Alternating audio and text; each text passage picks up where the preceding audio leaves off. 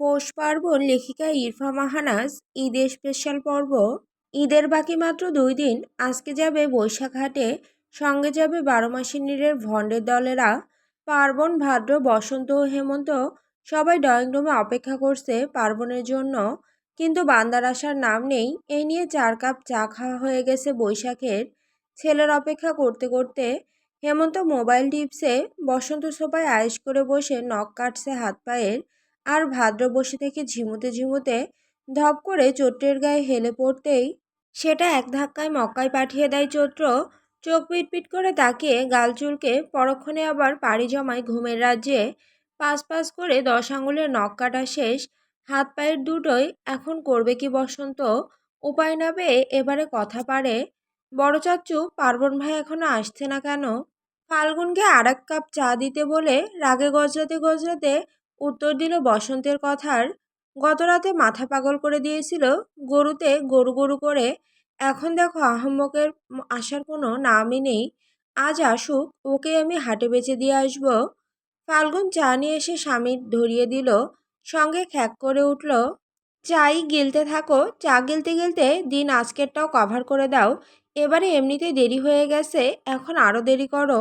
চা নিয়ে তাতে চুমুক দিতে দিতে স্ত্রীর রাগী মুখের পানে তাকিয়ে থমথমে সুরে বলে ওঠে বৈশাখ, সাধে কি আর দেরি করছি? তোমার আহাম্মক ছেলের তো আসার কোনো নামগন্ধই নেই। রাতে আবার বুক ফুলিয়ে সবাইকে ভাষণ দিল তাড়াতাড়ি উঠে রেডি হওয়ার, অথচ এখন তার টিকিরও দেখা নেই। কামিজের ওড়নার আঁচলে হাত মুছতে মুছতে বাপ ছেলে মেয়েকে ঝাড়লেন। আমার হাতে সময় থাকলে আমি তোমাদের বাপ ছেলে মেয়ে 3জনকে বেছে দিয়ে আসতাম। অন্তত এতে আমার লাভ তো ছিল। এরা আমার জীবন পুরো ফাতা ফাতা করে ফেললো। মেহেদির ডিজাইন দেখতে থাকা চৈত্র মায়ের কথা শুনে আসমান থেকে পড়ে। আশ্চর্য, এখানে আবার ও করলো কি? মানে হুদাই চিল্লিয়ে মায়ের উদ্দেশ্যে বলে, অদ্ভুত, তুমি আমাকে নিয়ে টানা হেঁচড়া করছো কেন? টপিক যাই হোক, চৈত্রকে ঢোকাতেই হবে না। ফাল্গুন মনে হয় শুনল না, না হয় এতক্ষণে ঝাড়ুর বাড়ি একটাও মাটিতে পড়তো না, সবগুলো পড়তো চৈত্রের পিঠে। ফাল্গুন গেল পার্বণের রুমের দিকে, দেখতে বলদটাই করছে কি এতক্ষণে বসে। পার্বণের রুমের দরজা হাট করে খোলা, তবু এটা ছেলে আর ছেলের বউয়ের বেডরুম। অনুমতি ছাড়া ঢোকা ভালো দেখায় না। অনুমতি নিয়ে রুমের মধ্যে প্রবেশ করতেই ওনার মাথায় হাত। পৌষে কখন থেকে খাটের উপর বসে আছে আর পর্যবেক্ষণ করছে পার্বণকে। ওর কার্যকলাপ দেখে পৌষের বারংবার ভাষা হারিয়ে যাচ্ছে। যেই বান্দা সকালে ওঠে না, সে অ্যালার্ম সেট করে রেখেছে, তাও কিনা গরুর হাটে যাবে বলে। মোটেও শুধু যাওয়ার জন্য নয়, যাওয়ার আগে রেডি হওয়ার জন্য দেরি যাতে না হয় তাই। যাকে ঠেলে গোসলে পাঠায় পৌষ, সে সকাল সকাল গোসল করেছে, তাও কি আবার পৌষের বডি ওয়াশ, শ্যাম্পু, সোপ সব লাগিয়ে। নিজের তো আর এগুলো নেই তাই। পৌষ অনেকবার গোসলে ব্যবহৃত gents soap, body wash, shampoo কেনার কথা বললেও পার্বণের জবাব ছিল, ওসব তোদের মেয়েদের ঢঙের জন্য। আমরা ছেলেরা তো হুইল পাউডার দিয়েও গা মাথা কাপড় চোপড় ধোয়া সব সারতে পারি। অবশ্য করেও একই। পৌষ এত করে বোঝায় শ্যাম্পু সাবান এগুলোর আলাদা আলাদা কাজ, কিন্তু কিসের কি, দেখা যাবে হাতের কাছে যা পাবে তাই দিয়ে কাম সারবে, হোক সেটা গায়ে দেওয়া সাবান কিংবা কাপড় ধোয়া। তবে আজ এত পরিবর্তন, পৌষ তো অবাক। এই গেল এক কাহিনী, গোসল করে বের হয়ে ড্রয়ার খুঁজে খুঁজে জামা বের করছে। সবচেয়ে সুন্দর জামাটাই নাকি আজ পরবে। হেল্প হিসেবে পৌষকেও জিজ্ঞেস করছে, এক একটা বের করছে আর ট্রায়াল দিচ্ছে। পছন্দ না হলে আবার ছুঁড়ে মারছে। এই করতে করতে খাটের মাঝখানে কাপড়ের স্তূপ হয়ে রয়েছে। অবশেষে অ্যাশ রঙের একটা পাতলা শার্ট ও ব্ল্যাক ডেনিম জিন্স পরে ড্রেস পরতেই পার্বণকে দেখে টাসকি খায় পৌষ। কি সুন্দর লাগছে এই ছেলেকে। পার্বণ অলওয়েজ এলোমেলো ছন্নছাড়া থাকবে, তা বাড়ি হোক বা অনুষ্ঠান, কিন্তু আজ হাটে যাওয়ার পুরো নায়ক সেজে যাচ্ছে। এটুকুতেই থেমে নেই জনাব পার্বণ, এখন বসেছে সাজতে। হ্যাঁ, সাজতেই, সাজতে বলতে ক্রিম পাউডার এসব মাখছে। যে জীবনে ভালো মতো মুখ ধুয়েছে কিনা সন্দেহ, তাও সব পৌষের জিনিস মাখছে। পৌষ কিছু বললেই বলে, উফ জান, আমি তোর অর্ধাঙ্গনা, তোর সব জিনিসের তো অর্ধেক আমারই। কথা বলতে গিয়ে বখাটের মতো লুচ্চা দৃষ্টিতে আবার পৌষের নাড়িকায়ের ভাঁজগুলো স্ক্যানও করছে, কেমন অঙ্গভঙ্গি করছে। ব্যাস, পৌষের মুখ চুপ চুপ হতো না। শার্টের হাতা কনুই অবধি গোটাতে গোটাতে পৌষের মুখের উপর ঝুঁকে বলে, পৌষ, তুই কি আমাকে কাছে পেতে চাচ্ছিস গভীরভাবে? লজ্জা না করে বলে ফেল, আমি রেডি, আমার এনার্জি অলওয়েজ টপে থাকে। তারপর আর কি পার্বণকে নিজের থেকে ঠেলে দিয়ে বলেছে, যা ইচ্ছা কর, কিছু বলাই যাচ্ছে না। এই অসভ্যের জ্বালায় এক ধাক্কায় মা হয়ে গেছি, পরে দেখা যাবে বাচ্চা ডেলিভারি হওয়ার পর ডাক্তার বলবে পোষ আবার প্রেগনেন্ট। যদিও কথার কথা, তবু কোনো ভরসা নেই। এসবের মাঝেও একটা জিনিস কিছুতেই পৌষের মাথায় ঢুকছে না, এই যে মানুষ তো ডেটে গেলেও এত সাজে না, যেভাবে পার্বণ হাটে সেজে যাচ্ছে।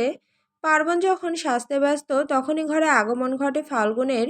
তেতে উঠলেন উনি, কোনো কথা ছাড়াই বাসায় পরা পায়ের জুতা খুলে ছুঁড়ে মারলেন। ঠিক নিশানায় গিয়ে লাগে। আকস্মিক পার্বণের মুখের উপর জুতার বাড়ি পড়তেই হকচকিয়ে গেল পার্বণ। দরজার দিকে নজর দিলেই নজরে আসে মায়ের রণমূর্তি রূপ। বোকা হেসে হাই জানাই মাকে। ব্যাস, ফাল্গুনের ধৈর্য ভেঙে গড়াগড়ি খায়। গিয়ে পিঠের উপর এক বাড়ি বসিয়ে বলে, তুই বিয়ে বাড়ি যাস নাকি হাটে যাস? এমনে সাজে। নিচে সবাই অপেক্ষা করছে নবাবের, আর উনি বসছে সাজতে। বলি, গরু কিনতে যাবি নাকি তুই নিজে বেচতে যাবি? দেখেছ কারবার, এই ছেলে জাউরমি আর গেল না। এই পোলাই নাকি কয়দিন পর বাপ হইব। প্রথমত বইয়ের সামনে মার খেয়ে ব্যাপক ইজ্জতে লাগছে পার্বণের, দ্বিতীয়ত কিছু থেকে কিছু হলেই বাবা হওয়া নিয়ে খোঁটা মারে। এখন তো বইয়ের সামনে মার খাচ্ছে, কিছুদিন গেলে নিজের ছেলে মেয়ের সামনেও মার খাবে। না, আজকে এর একটা বিহিত করতে হবে। গলা খাকারি দিয়ে ভোঁতা মুখে মাকে বলে, মা, প্রথমত এভাবে আমাকে যার তার সামনে মারবে না, আমি বড় হয়েছি, ইগোতে লাগে। দ্বিতীয়ত বারবার বাবা হওয়ার খোঁটা দাও কেন? কান টেনে ধরলেই আওয়াজ তুলে ছেড়ে দিতে বলে পার্বণ। তবে ফাল্গুন ছাড়ে তো নাই, বরং বলে ওঠে, এহ, যে পোলা হাগলে এখনো সূচু করিয়ে দেওয়া লাগে, তার নাকি আবার ইগো। গতকালকেও তো বাপের জায়গা নিয়ে টানাটানি করলি, ভাড়ার জন্য আমার পিছে পিছে ঘুরলি, ভাত খাওয়া দেওয়া লাগে, জামা কাপড় ধুয়ে দেই আমি এখনো। সে আসতে বড় হয়েছে বলতে, আর নাক টিপলে নিজেরই যার দুধ বের হয় সে আবার বলে নাকি তাকে বাপ হওয়া নিয়ে খোঁটা দেয় কেন? পার্বণ স্তব্ধ, বাকরুদ্ধ। বলার মতো কিছু আছে? মায়েরা এমন ছেলেদের রোস্ট করে, কেউ না করলেও পার্বণের মা করে। এই যে মাত্রই পুরো তালা লাগিয়ে দিল। এদিকে পৌষ আর নিজের হাসি ধরে রাখতে পারেনি, পেট চেপে হাসতে হাসতে গড়াগড়ি খাচ্ছে। কথায় আছে না, যত হাসি তত কান্না, সেরকমই হয়েছে দশা। বর্ষা আসে রুমে, বৈশাখী পাঠায় ফাল্গুনে দেরি হওয়াতে। এসে তো উনি আবার আরেক বোম মারে। পৌষকে হাসতে দেখে শুধাই, তুই হাসছিস কেন? তুই বুঝি একদম ভালো? চুল বেঁধে দেওয়া থেকে শুরু করে পালে গোসলও আমি করিয়ে দেই। সে আসতে দাঁত কেলাতে। আর পার্বণ বাবা, ওর থেকে মায়েদের বেশি দায়িত্ব। তোরেই তো এখনো আমি পালি, আমারে ছাড়া তো এক পাও দিতে পারিস না। সে আবার দাঁত বের করে হি হি করে। ব্যাস, মায়ের খোঁচা মার্কা কথা শুনতেই পৌষের হাসি থেমে মুখটা চুপসে ফাটা বেলুনের মতো হয়ে যায়। অন্যদিকে পৌষের রোস্টিংয়ে এবার পার্বণ পেট ফাটা হাসিতে ফেটে পড়তে ওর পশ্চাতে এক লাথি বসায় ফাল্গুন। ওই এখনো না গিয়ে এখানে হাসতে, নিচে যা তুই, সবাই বসে আছে আর হাটে যাওয়ার সাহেব সাজে। আমার হাতে ঝাড়ুর বাড়ি না খাওয়ার আগে যা। মায়ের হাতের লাথি খেয়ে তৎক্ষণাৎ জায়গা ত্যাগ করে পার্বণ। পশু মুখটা এইটুকুনি করে দাঁড়িয়ে থাকে। আর জামাই বউ দুজনেরই রোস্ট হয়ে গেছে। হাটে এসে বিপদের মধ্যে পড়ে বসন্ত। ও শুধু ভাবে, ওর নাম কে বসন্ত রাখতে বলেছিল? বিপদ মনে হয় নিজের নামের আলফাবেটের জন্য ওর উপর রুষ্ট। না হলে শালার এত মানুষ থাকতে ওর গলায় কেন ঝুলতে হয়? বেশ ভাবসাব নিয়ে হাটের মধ্যে ঢুকেও ঘুরছিল আর দেখছিল। দেখতে দেখতেই নিজের পিঠে বুলেটের গতিতে গরুর মূত্র এসে পড়ে। মানে বেচারা পুরো গরুর মুতে গোসল করে ওঠে। গায়ে মুতের গন্ধে বমি আসার উপক্রম। বসন্তের অবস্থা দেখে হেমন্ত পার্বণ তো হাসতে হাসতেই শেষ। নিজের করুণ অবস্থায় হাসার কারণে অভিশাপ দেয় সে, এত হাসছিস না, দেখিস তোদের আমার থেকেও খারাপ অবস্থা হবে। হেমন্ত কথাটা গায়ে মাখেনি এমন ভাব করে বলে ওঠে, শকুনের দোয়ায় গরু মরে না। কথাটা শেষ করতেই পারল না, এরই মাঝে যেই গরুর কাছে দাঁড়িয়েছিল সেই গরু গুতা মেরে হেমন্তকে ফেলে দূরে। শুকনো মাটিতে পড়লেও হতো, পড়েছে পড়েছে একদম গোবরের উপর মুখ থুবড়ে পড়ে। এবারে হাসে বসন্ত, ভ্রু নাচায় হেমন্তের দিকে তাকিয়ে, যার অর্থ এই, কিরে বলেছিলি না শকুনের দোয়ায় নাকি গরু মরে না? হাসাহাসি শেষ হলে দুই ভাই পার্বণের দিকে তাকিয়ে সাহায্যের আবেদন করে। ভাইদের করুণ অবস্থায় পার্বণ হাত গুটিয়ে বসে থাকবে, কাভি নেহি। বুক ফিলে এগিয়ে গেল গরুটির দিকে, গরুর মুখে ঘাস ছিনিয়ে নেয়। কিন্তু কাজ হলো না, গরু শিং নিয়ে টানাটানি করে। তাও কিছু হয়নি দেখে শেষে গরুর লেজ উঁচিয়ে লাঠি দিয়ে পেছনে দিল খোঁচা। ব্যাস গরু তার পা উঠে এমন ছক্কা হাঁকায় যে বল সোজা বাউন্ডারির বাইরে। গরু বিলাই, কিরে মদন, শান্তিতে ছেড়ে দিচ্ছিলাম, পছন্দ হয়নি না? খোঁচাখুচি করা লাগলো। এখন তাহলে নে, লাথি খা। ভাদ্র আর বৈশাখ বসে আছে, আর ওদের সামনে কাচুমাচু ভঙ্গিতে দাঁড়িয়ে আছে পার্বণ, বসন্ত আর হেমন্ত। হুঙ্কার ছাড়লেন বৈশাখ, ভাদ্র, এই 3 গরুকে নিয়ে যে আমার চোখের সামনে থেকে। আহাম্মকের দল, যাওয়ার আমি করাই লাগবে। আজ চাঁদ রাত। চৈত্র যেহেতু পার্লারে কাজ করে, তাই ও খুব সুন্দর মেহেদি দিতে পারে। সন্ধ্যা থেকে ওদের বাড়ির মেয়েদের ভিড় পড়েছে 12 মাসিনীরে। রাত 10টা অবধি চৈত্র শুধু ওদের বাসায় ভাড়া থাকা ছোট মাঝারি পিচ্চিদের হাতে মেহেদি পরিয়ে দেয়। এদের তাড়াতাড়ি বিদায় করে ওরা যারা পরিচিত তারা বসবে। পরিচিত বলতে বনচাপা, আম্রপালি, পূর্ণা আর চৈত্র। পৌষ এবারে চাঁদ রাতে ওদের সাথে জয়েন হতে পারেনি, কারণ আজকে পৌষের শরীরটা ভীষণ খারাপ। কিছু খেয়ে ওষুধ খেয়ে ঘুমিয়ে আছে। এতে অবশ্য পৌষ সহ ওদের সবার মন খারাপ। তবে কিছুই করার নেই, সবার আগে পৌষের স্বাস্থ্য। এতদিন পর আজকে হঠাৎ বমি করে দুর্বল হয়ে যায়। এলাকার মাঠে বাজি পটকা ফোটাচ্ছে বসন্ত, হেমন্ত, ভাদ্র সহ আরও অনেক ছেলে পেলে। পার্বণ শুধু মাঠের এক কর্নারে দেওয়ালের উপর বসেছিল। নেহাত জোর করে ওকে নিয়ে এসেছে, কিন্তু মনটা তো ওর পৌষজানের কাছেই।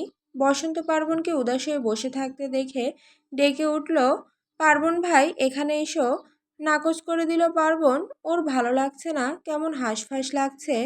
অস্থির অস্থির অনুভব করছে পৌষকে দেখা লাগবে। আর থাকতে না পেরে ওদের থেকে বিদায় নিয়ে চলে গেল পার্বণ। হেমন্ত আটকাতে গেলে বাধা দেয় ভাদ্র, মুচকি হেসে বলে, পৌষ অসুস্থ, ওকে ধরে পারবি না। যতক্ষণ না পৌষ হাসবে ওর সাথে, ততক্ষণ পার্বণ নিজের চঞ্চলতা ফিরে পাবে না। ওকে আটকাতে পারবি না। এতক্ষণ যে ছিল এই অনেক। এক প্রকার দৌড়ে নিজের রুমে যায় পার্বণ। ওর পরনে গোল গলার সবুজ গেঞ্জি আর ব্রাউন 3/4 প্যান্ট। বাহিরে থাকায় আর এভাবে ছুটে আসায় গেঞ্জি ভিজে গেছে ঘামে। রুমে ড্রিম লাইট জ্বালানো, বিছানায় গুটিসুটি মেরে শুয়ে আছে পৌষ। বিছানায় গিয়ে পৌষের মুখের উপর ঝুঁকে পড়ল পার্বণ। কি নিষ্পাপ আর স্নিগ্ধ লাগছে ঘুমন্ত পৌষকে। হাসি ফুটল পার্বণের অধর কোণে। ও ধীরে ধীরে বেডের উপর বসে গায়ের গেঞ্জি খুলে পাশে রাখে। নিচ থেকে আগেই বলে এসেছে এখন খাবে না, পরে যদি ইচ্ছে হয় খাবে, এখনও রিচার্জ হওয়া দরকার। খালি গায়ে পৌষের পাশে ধপ করে শুয়ে পড়ে পার্বণ। এক হাত পৌষের কোমরে রেখে পৌষকে টেনে নিজের সাথে মিশিয়ে নিল। ঔষধের প্রভাবে ঘুমোচ্ছে পৌষ। মুখের ওপর পড়ে থাকা পৌষের অবিন্যস্ত চুলগুলো গুছিয়ে দিল। আলকা করে খোপা করা চুল খুলে দিল। চুলের ভাঁজে মুখ গুজে লম্বা লম্বা শ্বাস টানল। আবেশে চোখ দুটো বুজে এলো পার্বণের। মুখ এগিয়ে নিয়ে ঘাড়ে গুজল, নাক ঘষে অধর ছোঁয়ায় সেথায়। সিক্ত করে তোলে চুম্বনে। ঘাড় থেকে মুখ তুলে খুব আস্তে কিন্তু গভীরভাবে ওষ্ঠর পরশ দিল পৌষের গলার ভাঁজে। ঘুমের মাঝে কেঁপে উঠল পৌষ। গলা থেকে মুখ তুলে পৌষের বুকে মুখ গুজল, নাক টেনে ঘ্রাণ নিল। নাক ঘষে কিছুক্ষণ চুমু খায়, তারপর আবারও মুখ গুজে রাখে পৌষের বুকে। নিজের সাথে পৌষকে মিশিয়ে নিল। রাত বাজে 2টো। পুরো 12 মাসিনীর গভীর ঘুমে মগ্ন। অন্ধকারে ছেয়ে আছে গোটা বাড়ি। এই পরিবেশেও শুধু আলো জ্বলছে একটি ঘরে। এটি আর কারো ঘর নয়, বরং পার্বণের। সবাই ঘুমিয়ে থাকলে ঘুম নেই পৌষ পার্বণের চোখে। নিশাচর প্রাণীর মতো তারা জেগে আছে। এলোমেলো বেডের মাঝখানে পৌষ বসে আছে। ঘুম ঘুম চোখ, এলোমেলো চুল, চকচকে ফোলা ফোলা 2টো গাল। নরম মেয়েলি এক হাত ধরে আছে পার্বণ। হাঁটু ভাঁজ করে পৌষের মুখোমুখি বসে আছে সে।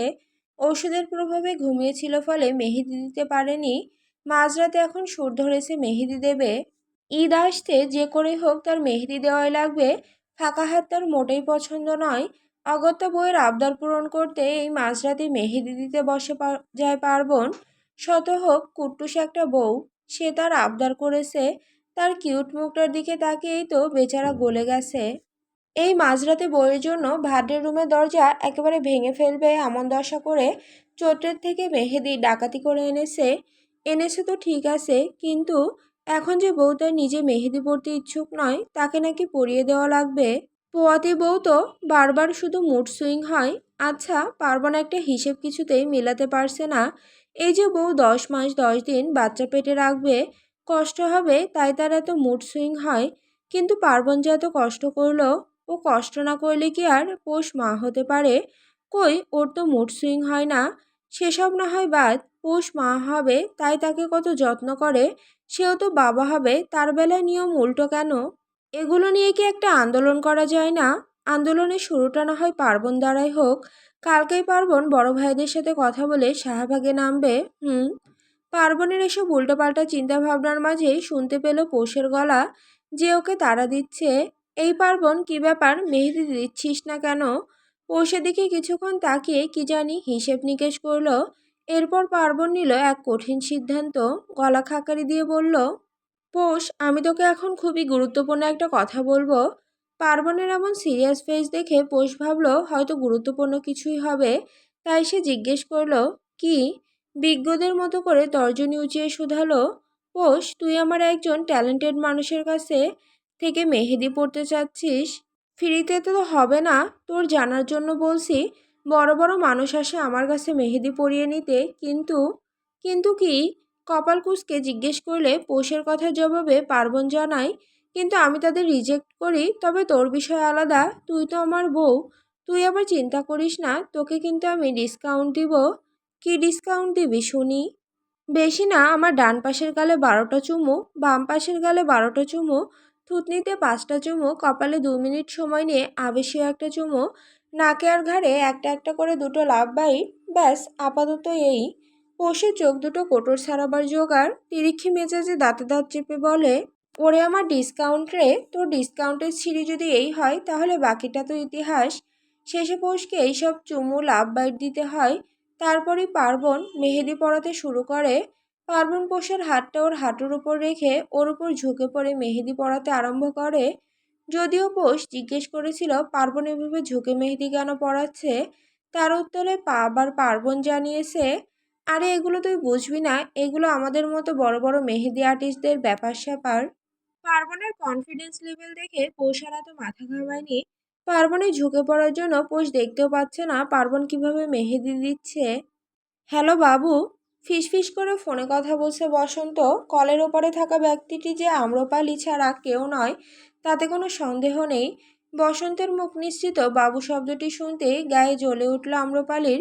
কটমট করে শুধালো সে, এই, তোকে কতবার বলা লাগে আমাকে বাবু না ডাকতে? কানের 3 ইঞ্চি নিচে এমন এক থাবড়া মারবো, 3 দিন কানে শুনবি না। ফোন রাখ তুই। জিভে কামড় দিল। ইসরে, সে বারবার কেন ভুল করে। তড়িঘড়ি করে আম্রপালিকে উদ্দেশ্য করে বলে ওঠে, সরি সরি জান, আর হবে না। এখন রাগারাগি করো না তো, কত কথা জমে আছে আমার। ঝগড়াঝাটি করে আমি সময় নষ্ট করতে চাই না। কি? আমি ঝগড়াঝাটি করি? কে বলল? এই মাত্রই তো তুই বললি। আচ্ছা বাবা, সরি। মুখে সরি বললে মনে মনে বসন্ত বলল, বালের প্রেম করি আমি, দোষ নাই, তবু সরি বলো। আম্রপালির রাগটা বুঝি পড়ল। সে কণ্ঠ নরম করে বলে, এসব বাদ দাও, ঈদ মোবারক জান। বসন্ত হেসে জবাব দিল, ঈদ মোবারক। কালকের তাহলে কি প্ল্যান আমাদের? তারপর বসন্ত আম্রপালিকে কালকের পুরো প্ল্যান বুঝিয়ে দিল। তারা কি পড়বে, কোথায় কোথায় ঘুরবে, কি খাবে, সব কিছু। এভাবে এক কথায় দুই কথায় দুই নিব্বা নিব্বিন মধুর প্রেমালাপ চলতে লাগলো। এতক্ষণ ধরে দরজায় ঠেস দিয়ে এইসব কাহিনী দেখছিল হেমন্ত। কথা বলা শেষে বসন্ত যখন দরজার দিকে যায় তখন হেমন্তকে দেখে ব্যাঙের মতো লাফিয়ে ওঠে ভয়ে। বলে, এই মাঝরাতে তুই এভাবে ভূতের মতো ঘুরছিস কেন? আজব। ও বসন্তের কথা পাত্তা দিল না, বরং উল্টো নাক মুখ কুঁচকে বমি আনার মতো করে শুধালো, তোদের এই আলাপ শুনলে আমার বমি পাই। দাঁত কিরমির করে হেমন্তের কথার জবাবে বসন্ত বলে, তো তোকে কে শুনতে বলল? একটা কথা বল, তোর এসব ক্রিঞ্জ লাগে না? না লাগে না। এখন তুই বল আমার ঘরে কি উদ্দেশ্যে? ঘুমন্ত 2 হাত উঁচু করে আড়মোড়া ভাঙল। সেভাবেই অলস ভঙ্গিতে বলে ওঠে, তেমন কিছু না, তোকে দেখতে এসেছিলাম, তুই রাত জেগে বাড়ি পাহারা কেমন দিস। হেমন্তকে ঠেলতে ঠেলতে নিজের ঘর থেকে বের করে দিতে দিতে বসন্ত বলল, দেখা শেষ না, এখন তাহলে যা। আরে বাবা, যাচ্ছি তো। ঘর থেকে বেরিয়ে আসার সময় অবশ্যই ও বলতে ভোলে না হেমন্ত, ভাগ্যিস যমজ হয়েও তোর আর আমার চেহারার মিল নেই, না হলে কখন জানি পাবলিকের কেলানি খেতাম আমি। হেমন্তের কথাটা গায়ে লাগলো বসন্তের, তাই তো হেমন্তের মুখের ওপর ঠাস করে নিজের রুমের দরজাটা আটকে দিল। বসন্তের এভাবে দরজা আটকানোতে হেমন্তের আবার গায়ে লাগলো। আফসোস হতে লাগলো, ইস, কবে যে চাপা রাজি হবে হেমন্তের প্রস্তাবে, তখন হেমন্ত এভাবে রাত জেগে প্রেমালাপ করবে। নিজের হাত দুটোর দিকে তাকিয়ে পৌষের চোখ ছানা বড়া হয়ে গেল। একবার হাতের দিকে তাকাচ্ছে তো একবার সামনে বসা পার্বণের দিকে তাকাচ্ছে। পার্বণ যে কিনা তার ৩২ পাটি দাঁত দেখিয়ে বসে আছে। পার্বণের দাঁত কেলানি সহ্য করতে না পেরে ওর উপর এক প্রকার খেকিয়ে উঠল পোষ। বেয়াদব ছোকরা, ভণ্ডামি করার জায়গা পাস না? তোর মেহেদি ডিজাইনের নমুনা নাকি খুবই ট্যালেন্টেড? গর্বে গর্ভবতী হয়ে ৫৬ ইঞ্চি হাত ফুলে ফেঁপে উঠল বুঝি পার্বণের। অত্যন্ত গর্বিত হয়ে সে জবাব দিল, জি অবশ্যই, আমার মতো ট্যালেন্টেড পারসন আর একটাও পাবি না। দেখতেই তো পাচ্ছি ট্যালেন্টের নমুনা। চিবিয়ে চিবিয়ে কথাটা বলল পোষ। অসহায় ভঙ্গিতে নিজের হাতের দিকে চেয়ে রইল। তারতে জল করছে ঘাস ফুল পাতা আর গরুর চিত্রকর্ম। এও নাকি আবার ডিজাইন! হাই মাবুদ! ফোঁস করে শ্বাস ছাড়ল। ভুলটা পৌষেরই, ওর উচিত হয় নাই এই পোংটার কাছে মেহেদি পরা। ওর আগে ভাবা দরকার ছিল এই ছেলে হলো পার্বণ। কান্না পেয়ে গেল পোষের। ওর হাবভাব দেখে পার্বণ এবারে বলে, আহা, তুই কান্না করছিস কেন? তোর তো আরো আনন্দ পাওয়ার কথা। কিসের সুখে? তোর জামাই মানে এই আমি কত বড় বড় মানুষকে রিজেক্ট করেছি মেহেদি দিতে চেয়েছিল। আগুনে ঘি ঢাললে পার্বণের কথাটা। তেতে উঠল পোষ, বলল, তুই রিজেক্ট করিসনি, বরং ওরাই তোকে রিজেক্ট করেছে। কারণ সবাই তো আর আমার মতো না। ধুর, ভাল লাগে না, যা সর আমার চোখের সামনে থেকে। বলে বেচারা পার্বণকে লাথি দিয়ে খাট থেকে ফেলে দেয়। পার্বণও কম যায় না, লাফিয়ে উঠল খাটে। উঠেই পোষকে বন্দি করলো নিজের শরীর দিয়ে। এক সাইড দিয়ে পোষকে কৌশলে নিজের আয়ত্তে নিয়ে ভ্রু নাচিয়ে মুখে শয়তানি হাসি ফুটিয়ে তুলে বলে, আমাকে ফেলে দেওয়া না, এবার দেখ তোকে কি করি। হাত পা ছুঁড়ে পোষ জবাব দেয়, ছাড় অসভ্য, ভালো হচ্ছে না কিন্তু পার্বণ। পোষের গলায় মুখ গুজে দিয়ে সেখানে নাক ঘষতে ঘষতে নেশালো কণ্ঠে বলে, আমি তোর কাছে গেলে ভালো হওয়ার আশা কিভাবে করিস জান? গায়ে কাটা দিয়ে ওঠে পোষের। শুরু হয়ে গেছে মাঝরাতেই। কোন দুঃখে যে পোষ ক্ষুধার্ত সিংহকে খুঁচিয়েছে, এখন পোষকে না খাওয়া পর্যন্ত এর শান্তি আসবে না। আবারও পোষকে হজম করতে পার্বণ নামক কিশোরের বেসামাল আদরের অত্যাচার। পার্বণ বোধহয় বুঝল পোষের মনোভাব। বাঁকা হেসে বলে উঠল, একদমই ঠিক ধরেছিস তুই পোষ জান।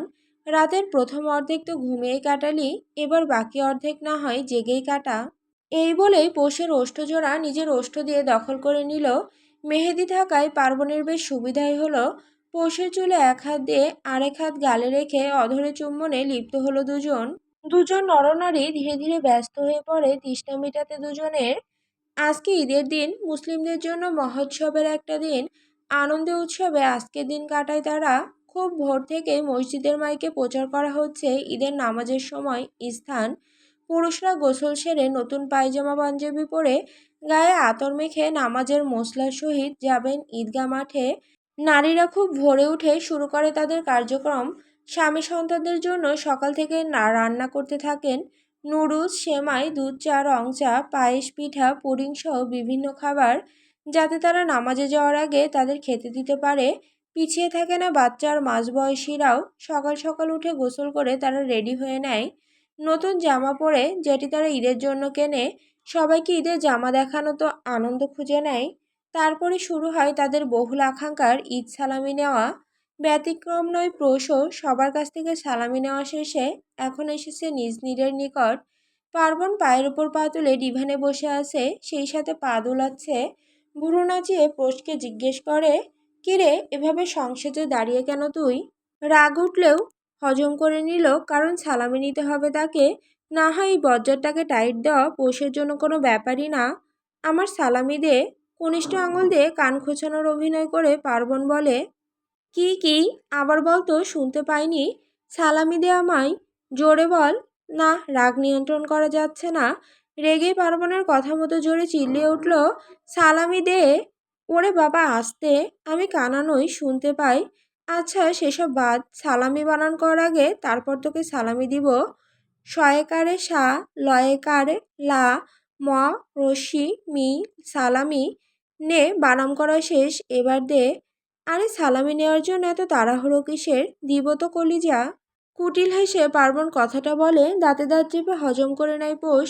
সালামির জন্য কি না করাচ্ছে ওকে দিয়ে। পায়ে হাত দিয়ে সালাম কর, তবেই পাবি। অ্যাঁ, দ্রুত কর। আরে ক্রেজি পার্বণ, জানিস না আল্লাহ ছাড়া কারো কাছে মাথা নত করতে নেই? পার্বণ জানে ও তো শুধু পোষ কি করে তাই বলল। এবারে গলা খাকারি দিয়ে শুধালো, আচ্ছা সালাম দে, তাতেই হবে। আসসালামু আলাইকুম। হুট করে উঠে দাঁড়ালো পার্বণ, পোষের দিকে এগিয়ে যেতেই ভড়কে গেল পোষ। জিজ্ঞেস করে, আমার দিকে এগোচ্ছিস কেন? হুশ। পোষের কম্পনরত ঠোঁটের উপর এক আঙুল চেপে শুধায়। কেঁপে ওঠে পোষ, শরীরের বয়সীহরণ। পোষকে উপেক্ষা করে ওর পাশ কাটিয়ে দরজার দিকে এগিয়ে গেল পার্বণ। ফোঁস করে দম ছাড়ল, তবে পৌষের স্বস্তি বেশিক্ষণ টিকল না। পার্বণকে দরজায় সিটকেনি লাগাতে দেখেই আঁতকে উঠল পোষ। চেঁচিয়ে ওঠে, এ কি, তুই দরজা কেন আটকাচ্ছিস? সালামি দিব তাই। সালামির সাথে দরজা বন্ধ করার কি সম্পর্ক? পার্বণ, স্পেশাল সালামি দরজা জানালা বন্ধ করে দিতে হয়। এখন তুই আমার কাছে আসবি নাকি আমি তোর কাছে যাব? কাজ অবশ্য একই, যেই কাছে যাক না কেন। দরজা খোল, আমার সালামির দরকার নেই। তা বললে তো হবে না, সালামি তো তোকে নিতেই হবে মেরি জান।